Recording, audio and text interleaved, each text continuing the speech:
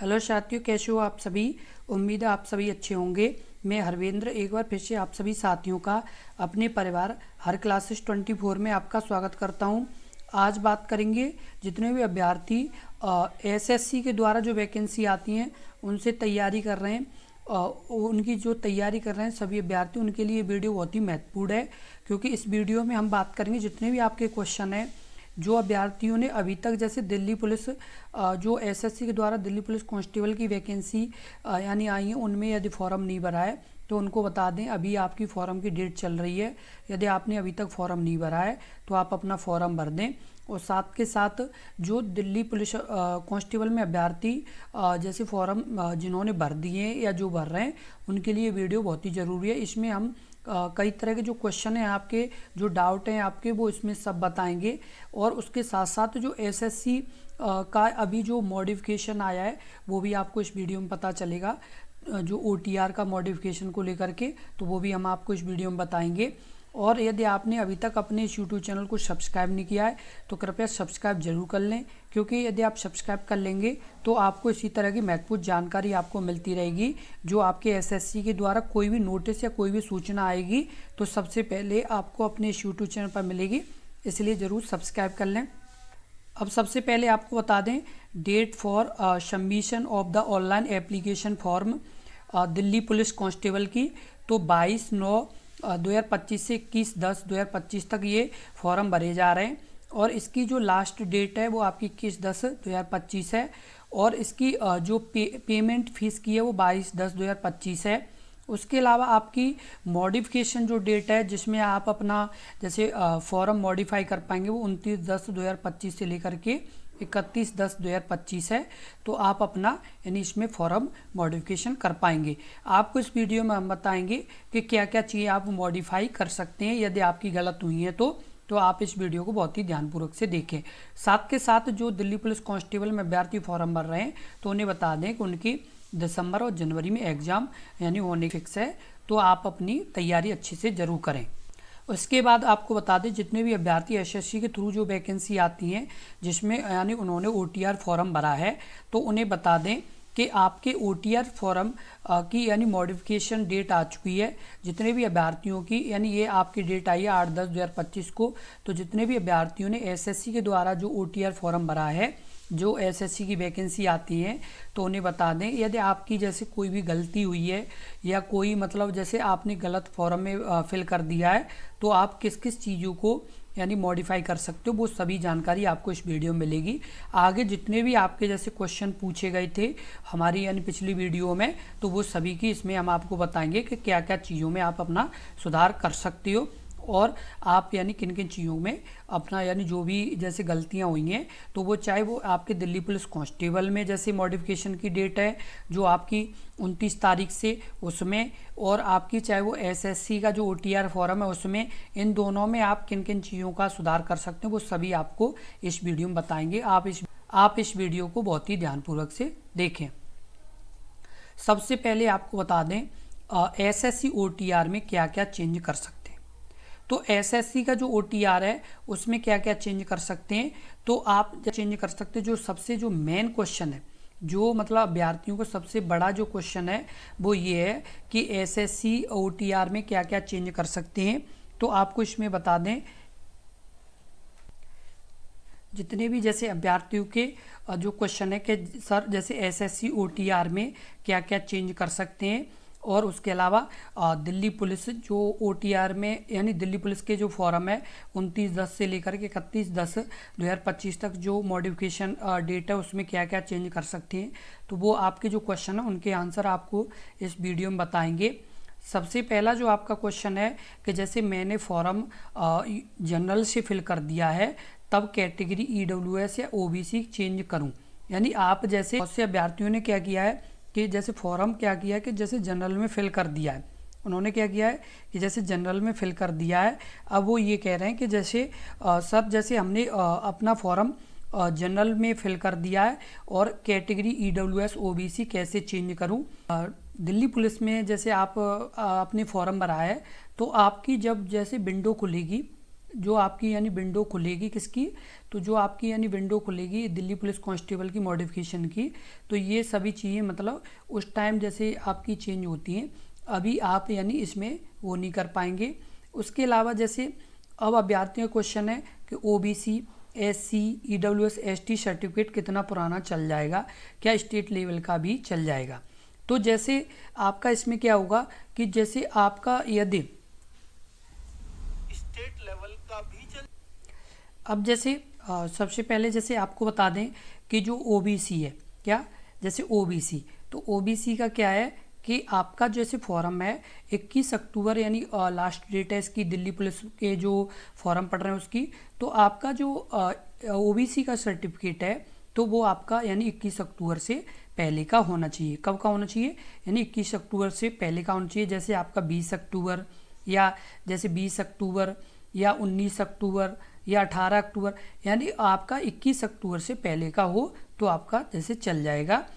और उसके अलावा जैसे ईडब्ल्यूएस, किसकी बात कर लें, ईडब्ल्यूएस की, तो ईडब्ल्यूएस में आपका क्या होगा, और आपको बता दें जरूरी नहीं है कि आपका जैसे ओबीसी और ये आपके यानी 20 19 यानी इससे पहले का कभी का जैसे हो, यानी पिछले 2 साल 1 साल पुराना, तो वो चल सकता है। लेकिन ये है कि आपका मतलब जैसे नया हो तो और अच्छा है, क्योंकि नया होगा तो आपको कम टेंशन होगी, क्योंकि आपके मतलब नया सर्टिफिकेट होने से मतलब कम दिक्कत आती है, नहीं कभी कभी थोड़ी बहुत दिक्कत आ भी जाती है, लेकिन फिर भी आप कोशिश यही करें कि आप अपना नया लगाने की कोशिश करें।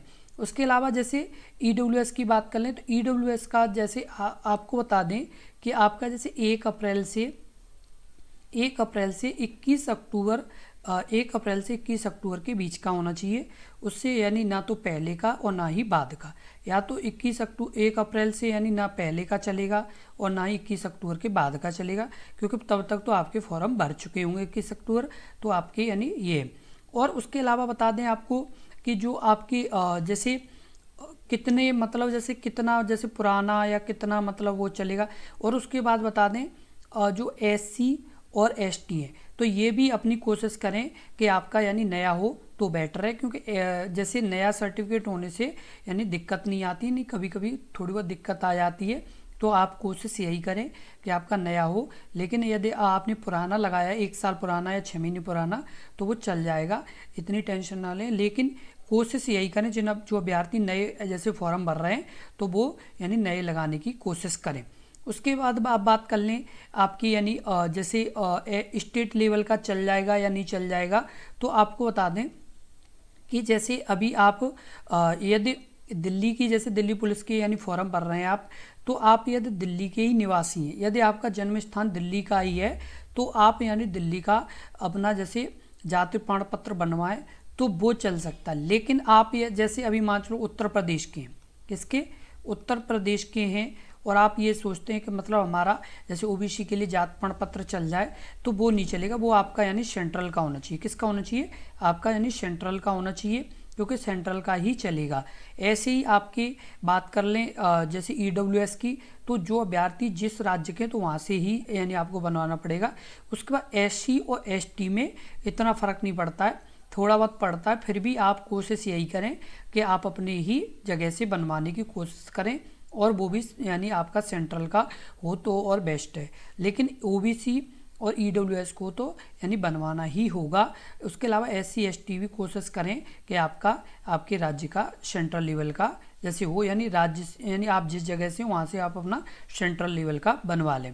उसके बाद जैसे एससी एसटी के यानी सेंट्रल कास्ट का ही चाहिए होगा क्या, जैसे क्या है कि ये जो जैसे सर्टिफिकेट जो जाति प्रमाण पत्र के जो सर्टिफिकेट हैं, तो इसमें क्या होता है कि ये इसलिए सेंट्रल के लिए जाते हैं क्योंकि बहुत सी ऐसी कास्ट हैं जो स्टेट लेवल में जैसे किसी मतलब और जैसे कास्ट से बिलोंग कर रही हैं, यानी किसी और जैसे कैटेगरी में आ रही हैं, लेकिन सेंट्रल लेवल पर किसी और कैटेगरी में आ रही हैं। तो इसलिए ये जो एसएससी के द्वारा फॉर्म भरे जाते हैं, तो उसमें यही कोशिश की जाती है कि आपका सेंट्रल लेवल का।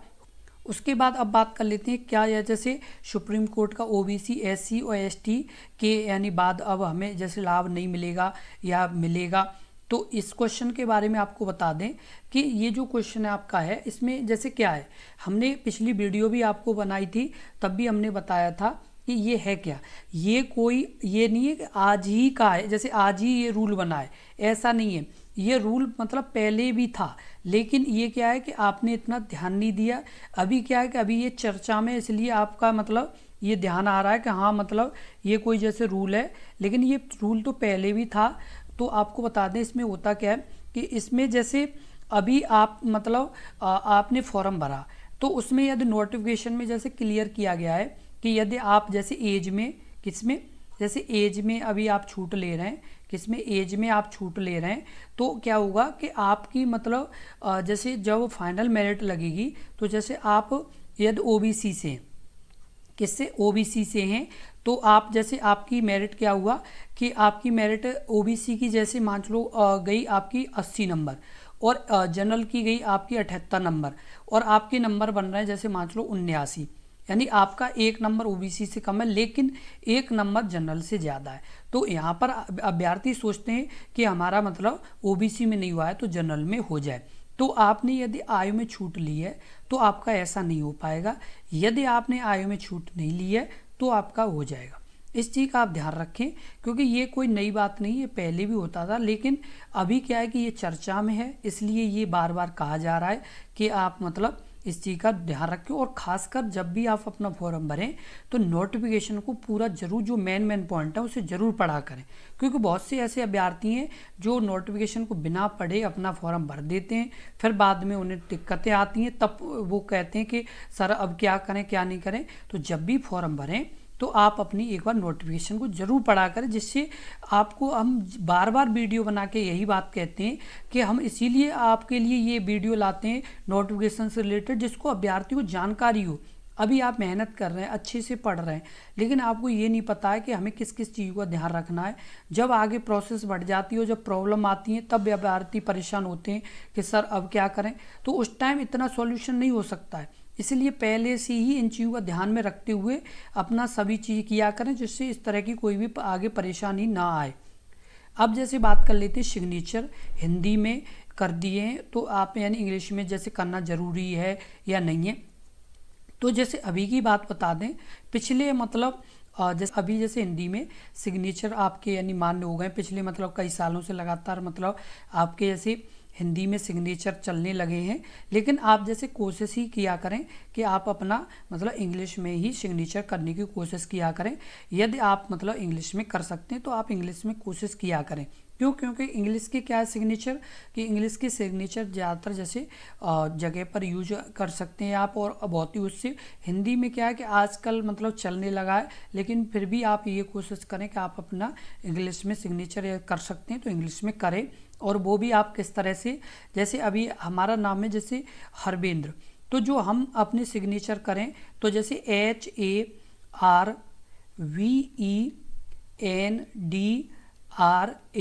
तो ये जो पहला लेटर है, तो ये पहला लेटर हमें कैपिटल बनाना है, और उसके बाद हमें और जो लेटर हैं वो कैसे बनाने, स्मॉल बनाने। क्यों? क्योंकि ये भी ज़रूरी है। यदि आपका जैसे मान चलो अभी कोई अभ्यर्थी जैसे सरनेम भी लगाते हैं, अब वो कहें कि सर जैसे हम सरनेम लगाते हैं, तो अभी जैसे हमने सरनेम अपना यानी जैसे हमने अब हमारा कुमार है तो हमने कुमार लगाया, जैसे बाद में सरनेम जैसे अभी कुमार है तो KUMAR, तो यहाँ पर ये यानी के यानी कैपिटल बनाना है। बहुत से अभ्यर्थियों के में जैसे से है तो से में क्या लगाना है, तो से में पहला लेटर कैपिटल, उसके बाद यानी SINGH यानी ये स्मॉल बनाने।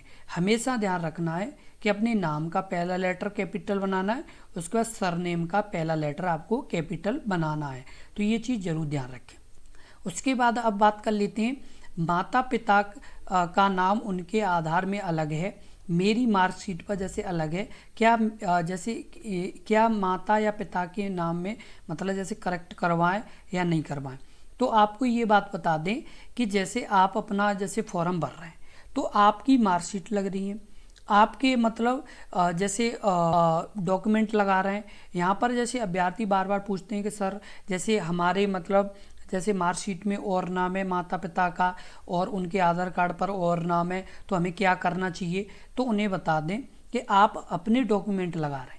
कभी भी आपसे डॉक्यूमेंट वेरिफिकेशन में ये कहा गया है कि आप अपने जैसे माता पिता के आधार कार्ड लाएं या माता पिता की मार्कशीट लाएं, तो ऐसा कुछ नहीं कहा जाता है। केवल ये कहा जाता है कि आप अपना आधार कार्ड दिखाएं या आप अपना जैसे वोटर कार्ड या पैन कार्ड या आपका ड्राइविंग लाइसेंस या आपकी मार्कशीट, इस तरह से आपके पूछे जाते।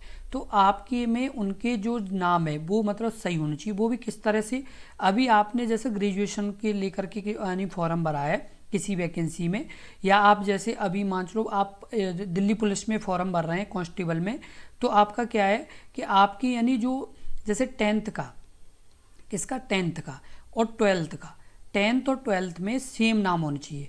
यदि आपके जैसे पिता का नाम जैसे 10th में अनिल है, क्या है, जैसे मान लो आपके पिता का नाम अनिल है और जैसे माता का नाम कोई भी है, जैसे माता का नाम आपका मान लो जैसे सरता है या सरता, तो अभी जैसे क्या है कि आपके जैसे माता और पिता का नाम जैसे 10th में भी आपका यानी सेम होना चाहिए और 12th में भी सेम होना चाहिए।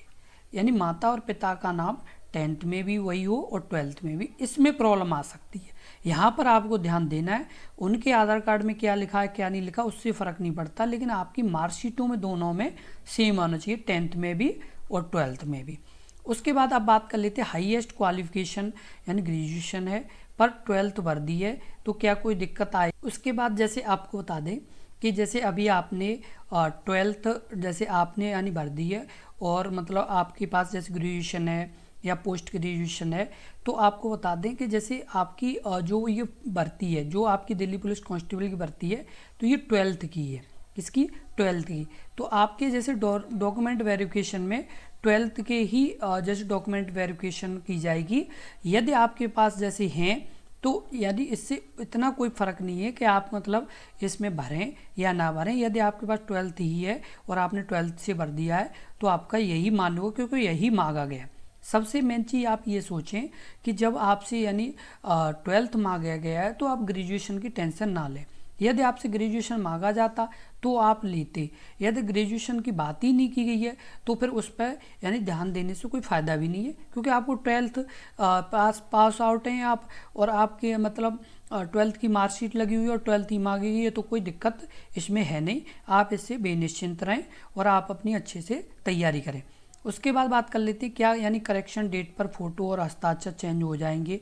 ये आपके जो जैसे करेक्शन डेट पर यानी हस्ताक्षर और यानी फ़ोटो आपके चेंज हो जाएंगे, लेकिन ये SSC OTR में नहीं। आपके जो अब विंडो खुलेगी जो आपकी यानी 29 और 30 में जो आपकी ये विंडो खुलेगी 29 तारीख को आपकी दिल्ली पुलिस कांस्टेबल की, उसमें आपके यानी ये चेंज हो पाएंगे। तो आप यानी यदि किसी बाई चांस गलत हो गए तो वो उस टाइम अपने चेंज कर सकते हैं। उसके बाद बात कर लें SSC GD वाले सभी बच्चे अपनी बेसिक डिटेल्स चेंज कर सकते हैं क्या? हाँ, जैसे अभी आपको मतलब जैसे कोई छोटी मोटी गलती हुई है तो आप अपने SSC OTR में चेंज नहीं कर पाएंगे, क्योंकि उसकी मॉडिफिकेशन की डेट आ चुकी है। तो आप मतलब वहाँ पर चेंज कर सकते हैं, लेकिन जो मतलब चेंज वाले ऑप्शन हैं उन्हीं में चेंज कर सकते हैं और अन्यथा किसी और में चेंज आप नहीं कर सकते। इस चीज़ का आप ज़रूर ध्यान रखें।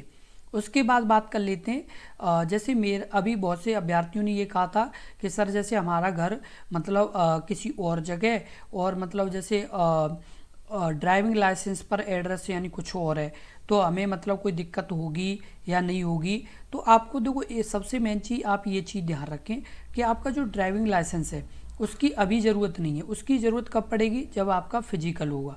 क्या होगा? जब आपका फिजिकल होगा तब आपकी यानी ज़रूरत पड़ेगी।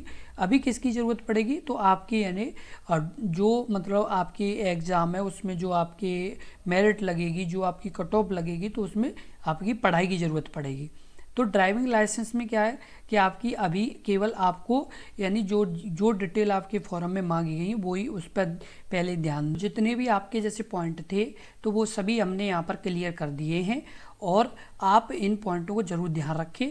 और सबसे पहले आप जो अभ्यर्थी जैसे जो SSC GD की या इसकी जो तैयारी कर रहे हैं तो वो यदि ये बार बार प्रश्न पूछ रहे हैं कि सर जैसे बेसिक डिटेल चेंज कर सकते हैं या वो, तो आपको बता दें कि ये मतलब आपकी जो OTR की करेक्शन डेट है वो अभी आपकी चल रही है। क्यों? क्योंकि ये दिल्ली पुलिस के आपके जैसे फॉर्म भरे जा रहे हैं, तो इसके कारण फिर आपकी जब आपकी यानी बाद में ही आपकी ये एसएससी ओटीआर का सिस्टम आएगा, और ओटीआर के मतलब फॉर्म और आपके यानी चेंजमेंट ये सभी तभी हो पाएगा। इसलिए आप ध्यान रखें कि आप अभी यानी अपना ये जैसे ओटीआर में चेंज करना या ओटीआर फॉर्म भरना वो सभी आप अभी कर लें, फिर बाद में आपको दिक्कत भी आ सकती है, क्योंकि साइट फिर बाद में बहुत बिजी चलने लगती है। तो इस चीज़ का ध्यान रखें।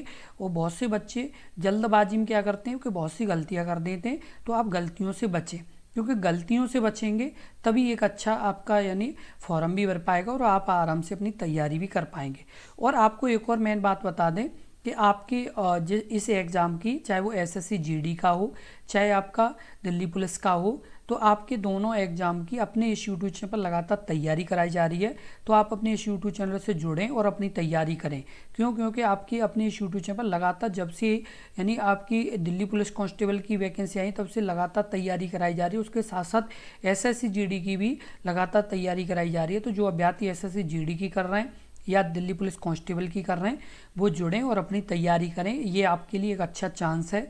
लगातार जॉब अभी हैं तो आप अपना यानी सिलेक्शन लें, अपनी एक सीट पक्की करें, और नहीं तो आपकी दिक्कतें बढ़ने वाली हैं। इसलिए आप अभी जुड़ें और अपनी तैयारी करें, और इस वीडियो को ज़्यादा से ज़्यादा शेयर करें, जिससे और भी अभ्यर्थियों को इस तरह के प्रश्न यानी पूछ रहे थे बार बार, तो उन तक ये वीडियो पहुंच पाए, उनके सभी डाउट क्लियर हो पाए। इसलिए इस वीडियो को ज़्यादा से ज़्यादा शेयर करें, जिससे और भी अभ्यर्थियों तक ये महत्वपूर्ण जानकारी पहुंच पाए। और यदि आपको वीडियो अच्छी लगी हो, महत्वपूर्ण लगी हो, तो वीडियो को लाइक ज़रूर कर दें, और आप यानी लगातार अपने इस यूट्यूब चैनल से जुड़े रहें। धन्यवाद।